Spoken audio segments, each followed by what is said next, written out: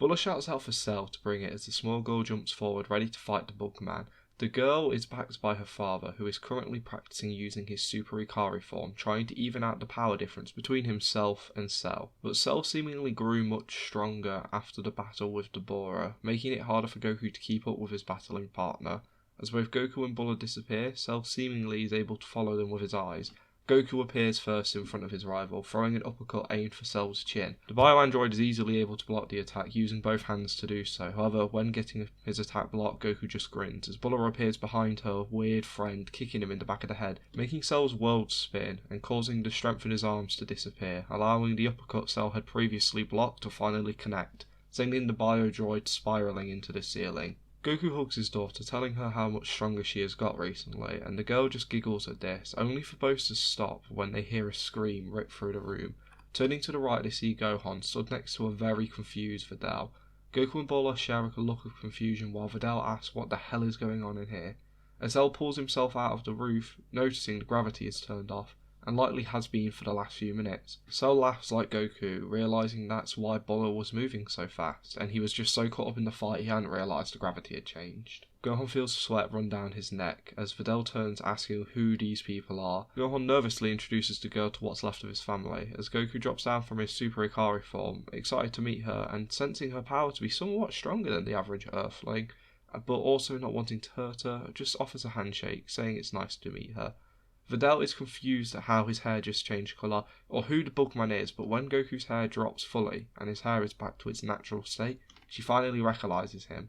Gohan realises now he'll have to explain a few things, and goes to speak, but Videl is fast to put things together, realising that the Golden Warriors reported to have saved Tokyo City last year must have been Goku and this Bugman, looking to Gohan, staring rather intensely for a few seconds, as if trying to figure out if Gohan is also one of them. The girl is slowly starting to remember some very blurry footage showing someone who might have looked like Gohan, having the same hair colour as him, but she can't figure it out. And luckily for the boy, Goku steps in before anything too bad can happen, as he realises thanks to his improved social skills in this timeline that Gohan really doesn't want Videl to know of his powers. He jumps in and explains that it was him himself who saved Tokyo City last year, and it was only them. It was a tough battle, but they managed to do it. Cell, figuring out much like Goku had, jumps in and explains the same thing, both trying to convince Videl that it was only them. The girl's attention now taken away from Gohan, it gives Gohan a chance to figure out what he should and shouldn't tell Videl, but he decides how to tiptoe around the details, as he tries to answer some of Videl's questions, sharing how Cell is an android designed by his mother as a training partner for his father, while leaving out details such as Goku, Gohan and Trunks all being aliens, and Cell being designed to kill them, being made up of loads of different DNA. Explaining this to the girl whose head looks like it might explode with information overload, Videl soon collects herself. While she still has a lot of questions, she can't help but feel like she has being lied to. However, for now, she knows one thing, and that is Goku is the perfect person to train her. If he is fast and strong enough to save the city from an alien invasion, she can only imagine how strong she can get while training under this man. So, after a moment of pause, she asks to be trained by Goku. At first, the Saiyan is slightly reluctant, knowing it will slow down his own training, and he is currently working on mastering his Super Ikari form. However, looking towards Gohan, he can tell from the look on his face that this girl means something to Gohan, being reminded by how he felt about Bulma all those years ago. So, he agrees to do so, but he makes a deal with Videl in doing so. First off, he explains that she will be training alongside his youngest daughter Bulma, who is learning how to fight for self-defense reasons. However, he tells her that she can also not share what she learnt today to anyone. But Videl shakes her head before Goku can finish saying what he says, saying how she promises she wouldn't dare share any of this, since she can only imagine it would ruin what little private life this family has. Coming from a famous family herself, she understands it, so soon Videl finds herself training alongside Goku, and immediately Goku is quite impressed by her power. She shows herself to be a rather capable fighter, whose fighting style and technique are nearly flawless, it just needs some minor polishing. But with some guidance from Goku, her physical strength and technique improve massively, as Goku with some help from Piccolo teaches a girl to use Ki, starting with basic Ki blast, flight, hiding and sensing Ki, something the girl is taught alongside the young Bulma. who often blabs around about how strong her father and best buddy Cell is, something Videl finds hard to believe. However, as she begins to be able to sense ki, she can definitely start feeling something unique about both Trunks and Gohan's energy, but the girl still just brushes this off of just being the son of a great fighter. This is enough to get the girl to put her detective cap on, however, as she wants to learn the truth of if Gohan and Trunks are truly this strong. And after a few weeks and some help from Eraser, she learns that they're not just capable fighters, but they are also likely stronger than their father. Learning this, Videl gets the two boys to join her in the tournament, something they are a bit reluctant to do at first. However, Videl uses the secret weapon she had been waiting to use, and this is Eraser. Eraser manages to convince her boyfriend to take part in the tournament. With Trunks and Videl now both pestering Gohan to join, he soon does so, however decides to wear a disguise to hide his face. Trunks also doing the same, wanting to keep somewhat of a personal life, knowing that outperforming everyone at a tournament and being the brief's child would probably be way too much. With them all partaking in the tournament, the matchups are fairly friendly. With no Babidi around, it's just our three heroes clearing through their matchups with ease, until eventually Gohan is faced to fight Videl. The boy, knowing he will have to hold back as much as possible, starts a friendly fight with her, which stays fairly grounded, the two exchanging blows and showing off technique, Gohan severely suppressing his energy. After a few seconds, however, Videl stops. Having watched Gohan throw some weak punches and masterfully dodge punches thrown at him, she scolds him, telling Gohan to take this fight seriously if she respects or cares about her, saying the only way she will grow as a martial artist is she can really size herself up against strong opponents, asking for Gohan to show off everything he's got. The boy is hesitant, but he can see the desire in her eyes, so he nods, letting loose his true power. The sheer power surging off Gohan is enough to knock Videl off the stage. However, she catches herself using her new ability to fly. But as she takes in Gohan's power, it gives her mind a throbbing headache, as the power difference is insurmountable. She smiles, knowing Gohan is probably the strongest fighter she has ever faced.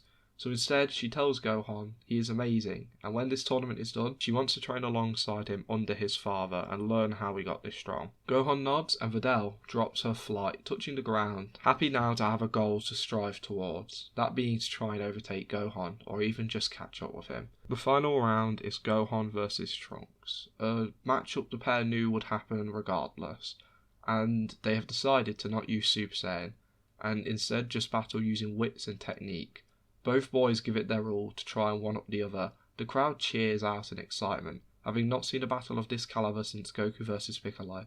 The two use anything they can think of, techniques of the other Z fighters, strategies they had heard their father had used in previous tournaments, as the pair continue to fight it out, both completely engrossed in the battle. However, Gohan has one advantage over his brother, and that is for the last few months since acquiring the Z-Sword, Trunks has only used a sword when training, meaning the boy's actual hand-to-hand combat has got rather sloppy, making a plethora of openings for Gohan to exploit. And soon, when seeing his opportunity, Gohan kicks his brother out at the feet and pushes him out of the arena, making him contact the ground and causing Gohan to be the winner of the tournament. However, he decides not to battle with Mr. Satan, wanting to avoid all the problems that would come with it, so instead uses this chance to allow Mr. Satan to ring him out, giving Videl's father a claim to fame once again. As at the top of the stage, the Z fighters had come to watch the fight when sensing Gohan power up against Videl. Goku cannot help but be proud of his sons, looking down to see them getting ready to move on with their own lives, with people they clearly care about. Watching Videl and Gohan talk to one another, while Eraser embraces her boyfriend, Goku smiles, happy to see the life his grandpa wanted him to have has not only been achieved, but now his sons get to experience it. As we enter a time skip between Z and Super, a lot happens. Firstly, both Trunks and Gohan get married to their respective partners. Gohan is first to marry Videl. Even though their relationship takes a little longer to start, they both clearly care for one another, while Trunks is hesitant to just jump into a marriage, however eventually does so. And once married, both Eraser and Videl are let in on their partner's heritage as aliens and heroes of the planet. With both twins married, they soon have their own houses built on the main Capsule Corp building site, however away from the main building itself, giving the twins not only some distance from their family and privacy to lead their own life, but also giving them the chance to start growing their own family, while also being close enough to work to help their mother run the company and create new inventions. While continuing to train Videl and his sons, Goku masters his Super Ikari form, with Trunks and Gohan doing similarly to the Super Saiyan 2 form. Trunks also continues to master the Z-Sword, having long since got used to wielding the blade. He now aims to improve his sword skills, and is doing so quite fast. All the while, Cell continues to keep up with Goku and competing as his greatest rival. However, as of recently, the Bugman has started acting off, a bit more distant and cold. Finally, Goku and Vegeta have their long-awaited rematch. The Prince, having unlocked the Super Saiyan form during the few years since the battle with Dabura, now feels ready to battle Goku once more. The battle is kept as a much more friendly ordeal, taking place in a desert where anyone who wants to watch it can come and watch it. Videl, Gohan, Trunks, Nappa and even Cell come to watch. Videl using this as an opportunity to understand how strong the person who has been teaching her truly is, while Goku and Vegeta fight it out in their Super Saiyan forms. As the battle goes on, it's clear that Vegeta actually might be the stronger one. Goku's unsure of why, but he can't sense Vegeta's ki. Maybe it has something to do with the fact he's so strong. As the battle goes on for a few more minutes, Goku eventually takes it up a notch, activating the Super Ikari form. This is enough to push Vegeta back and win him the battle, as Vegeta now realises he's playing second fiddle to two new forms, having only just unlocked Super Saiyan. Hearing about the Super Ikari and the Super Saiyan 2 form, it causes him a great bit of annoyance. However, now working as an apprentice Kai, Vegeta takes this much better than he would have, promising to return with more power for their next battle. However, Goku takes a chance to ask Vegeta about why he can no longer sense his ki. Vegeta truthfully admits he has no idea, as he can sense Goku's just fine. It could be something to do with now being an apprentice Kai, but Vegeta truly doesn't know. Goku is confused by this, accepting this as an answer, not noticing a newfound source of energy entering his body throughout the battle. But no one notices this, not even Goku himself. As Bulma's 40th birthday rolls around, the woman throws a party, which Goku happily shows up to, being married to the woman. The party goes well for a while, before eventually being interrupted by a battle-bruised Vegeta and Nappa, joined by a weird Catman. Both Vegeta and Nappa point out Goku and his sons, to everyone's confusion, at what's going on. But that's when Shin Kai's in and apologises for intruding, but explains they are here to speak to Goku and the twins. But rather abruptly, Beerus walks forward, passing by all the Z-fighters, eyes squarely locked on Goku, staring him up and down before saying aloud and turning back to the prince, asking if he's sure this Saiyan is stronger. Vegeta's clearly nervous as sweat runs down his face as he shouts out saying that Saiyan might be a low-class warrior, but his level of power is beyond anything the prince currently possesses. Beerus lifts an eyebrow, saying aloud to Goku that he does possess some godly ki, but hardly any when comparing it to the prince. Goku tilts his head, asking what godly ki is. But before he can get an answer, his wife cannot sit by any longer, the woman being unnaturally brave normally, but now being fueled by some liquid courage, gets face to face with the cat, telling him that if he is here to fight her husband, it will have to wait until after her party. If he wants, he can wait around and stay at the party and enjoy some food while he waits for Goku, but until then he is not allowed to fight him. Turning to see Vegeta, Nappa, Shin and a new strange person, she extends the invitation to them as well, dragging Goku back off to sit with her. All the godly attendants are stunned silent, Vegeta trying to figure out what to say to make it so Beerus doesn't destroy the planet, only to watch the godly figure walk off with his attendant, as they follow the smell of some delicious food, making Vegeta, Shin and Nappa sit around awkwardly, unsure of what to do. All they can do is wait to see if Beerus deems Goku as a worthy enough rival. While Goku and Bulma finally make it back to the table they were previously sitting at, Goku sits down, going to ask his wife if everything's alright, but the woman sobers up almost instantly, asking who the cat and the weird man is. Goku is shocked, saying he has no idea, but he cannot sense their ki, but truthfully he hasn't been able to detect Vegeta or Nappa's ki for a while now, pondering aloud that he believes it could be a godly technique, but he really has no idea. Bulma tells her husband she is sure everything will be alright, but to get things sorted with the man the moment the party is done, since she has a bad feeling about him, something Goku agrees to. Bulma, thinking on her feet, is quick to remove the Dragon Balls from the bingo lottery, wanting to make sure that they have something available just in case things go wrong, instead replacing it with a cash prize, something no one really knows anything of. As for the rest of the party, the celebration goes by without any issues, with no Boo or young kids present apart from the well-mannered Bola and Marin, Chi-Chi and Krillin's daughter. Beerus and Whis are left to enjoy the party, with Beerus almost winning the bingo prize, only to get outdone by Chi-Chu, who lets out a happy scream at winning the money, only for Beerus to grumble angrily under his breath that he almost won that, being a competitive man. As the party begins to wrap up, Goku wishes his friends a good night as they all start to slowly dissipate, some of the fighters sticking around to make sure everything goes alright, with some even offering up their help if needed. However, by the end of things, Goku, joined by Cell and Piccolo, finally approach, while Gohan, Trunks, Krillin, Tien, Yamcha, and Chi-Chi all watch from a distance, ready to help if things go awry. Beerus, having almost forgotten why he had came here, comes face to face with the man he was searching for once more. The man who Vegeta believes could give him a challenge. Goku finally asks why the cat is here. Beerus explains who he is and why he is here. Vegeta joining in the explanation, saying how he had a battle with the god and he could hardly keep up, so he was hoping Goku could provide a better challenge. Goku, never want to turn down a fight, happily accepts, but asks if they could do the battle elsewhere, since battling a god in his back garden might bring some unwanted attention to his family, more so than they already have. Beerus is annoyed having the battle delayed once more, and is getting offended quite fast, but is quickly offered the world of Akai's as his battleground, since it is durable enough to take the power that Goku will give off. Shin silently accepting his planet could be destroyed by the power of Beerus, however, but having offered the place, Beerus nods, telling the Kais to take them there at once to begin their battle. Gohan, Trunks and the others have been listening from afar, all having various reactions to hearing of God's destructions and Super Saiyan Gods. Not really sure what they can do to help at this point. However, Bulma brings up the idea of using the Dragon Balls to figure out what this Super Saiyan God is, something that Gohan and Trunks had been thinking of and think is a good idea. So the relatively large group goes looking for Bulma and the Dragon Balls, finding them with the woman who sits in waiting ready to use them, all heading outside and making a wish on the dragon to figure out what this is. On the Kai planet, Goku begins to stretch, warming himself up, while Cell and Piccolo approach Nappa and Vegeta, asking what they should be expecting in this fight. Vegeta explains that Beerus is truly the strongest person in this universe, who is in search of a strong rival. Only Zeno knows what might happen. Cell is interested with a battle against the god. Being slightly stronger than his friend, he's interested to see if he fares a better chance against Beerus. However, he is smart enough to stay quiet and just watch the fight, knowing that getting an advantage like this is probably for the best. As Goku stands up admitting to Beerus he has no idea what Super Saiyan God is, but he can show off his strongest form. Goku lets out a scream as his hair erupts upwards, turning into his Super Ikari form. The power eclipses that of Vegeta, making Beerus smile ever so slightly. However, as Goku's power begins to cap out, the smile turns to a rather disappointed frown.